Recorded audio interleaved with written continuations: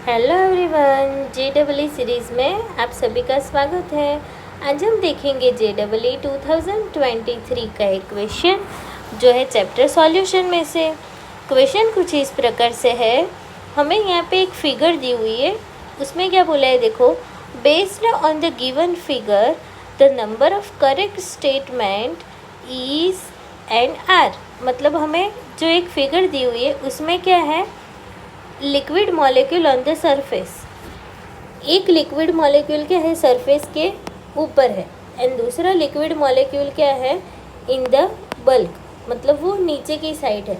तो उसके अकॉर्डिंग हमें अलग अलग 4 स्टेटमेंट दिए हुए, उसमें से स्टेटमेंट करेक्ट कौन सा है एंड इनकरेक्ट स्टेटमेंट कौन सा है, वो हमें क्या करना है, यहाँ पे फाइंड आउट करना है। तो इसके लिए सबसे पहले हम क्या देखेंगे कि की आइडिया के अकॉर्डिंग हम इसका शॉर्ट फॉर्म देखेंगे कि देखो जो molecule in the bulk experience equal attractive force from all side. मतलब जो बल्क में है, मतलब नीचे की साइड है जो मॉलिक्यूल, लिक्विड मॉलिक्यूल, उसको क्या होगा, अट्रैक्टिव फोर्स सारी साइड से लगेगा। मतलब वो नीचे की ओर बैठ जाएगा, क्योंकि ऊपर नीचे साइड एंड सभी जगह पे से क्या हमें अट्रैक्टिव फोर्स लगेगा ऑल साइड से। तो हमें क्या मिलेगा, मतलब वो जो लिक्विड मॉलिक्यूल है वो नीचे बैठ जाएगा। And molecule on the surface experience uneven inward forces which gives rise to surface tension. मतलब जो सरफेस के ऊपर है ना, उसके ऊपर ओनली फॉर क्या लगेगा, फोर्सेस तो लगेगा, लेकिन वो अनइवन होंगे, कोई प्रॉपर फोर्सेस नहीं लगेंगे। जैसे बल्क है, बल्क मॉलिक्यूल, तो उसमें क्या प्रॉपर अट्रैक्टिव फोर्सेस लगता है, तो क्या करता है, नीचे की ओर उसको खींचता है। लेकिन ये जो ऊपर की ओर मॉलिक्यूल है उसको अनइवन फोर्सेस लगेंगे, तो वो क्या होगा, सरफेस के ऊपर ही रहेगा।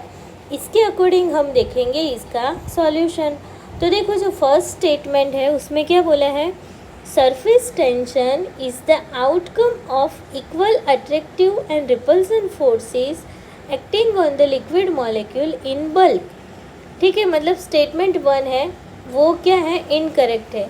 क्यों, क्योंकि देखो इसका रीज़न हमें क्या बोला है, in the given bulk equal forces act in all direction and cancel out, so surface tension is not due to equal forces in bulk. मतलब यहाँ पे हमें ऐसा बोला है कि जो इक्वल फोर्सेस, मतलब सारी ऑल डायरेक्शन बोला है ना, तो सारी डायरेक्शन में से उसको इक्वल फोर्सेस लगता है, इसलिए वो जो मॉलिक्यूल है वो नीचे की ओर बैठ जाएगा, और वो मॉलिक्यूल क्या होगा, बल्क होगा। ठीक है, अब हम देखते हैं स्टेटमेंट बी। तो स्टेटमेंट बी में क्या बोला है, surface tension is due to uneven forces acting on the molecules present on the surface.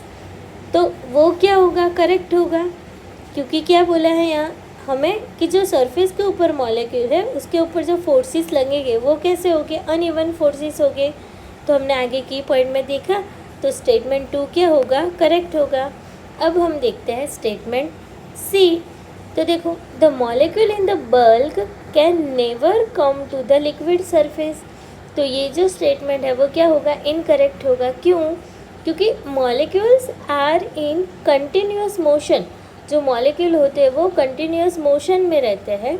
A molecule from the bulk can come to the surface and another can go to bulk.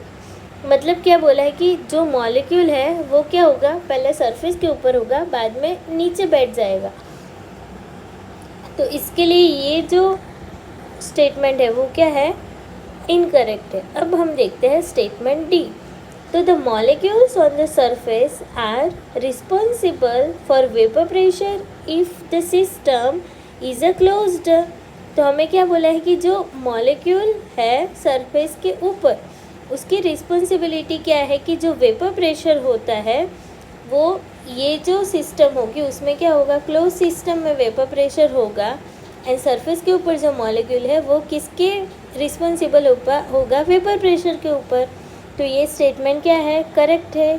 क्यों, क्योंकि देखो evaporation occurs from the surface molecule in a close system is lead to equilibrium vapour pressure, मतलब vapour pressure and solution वो दोनों का equilibrium क्या हो जाएगा, सिमिलर हो जाएगा, इसलिए ये जो स्टेटमेंट है वो क्या है, करेक्ट है।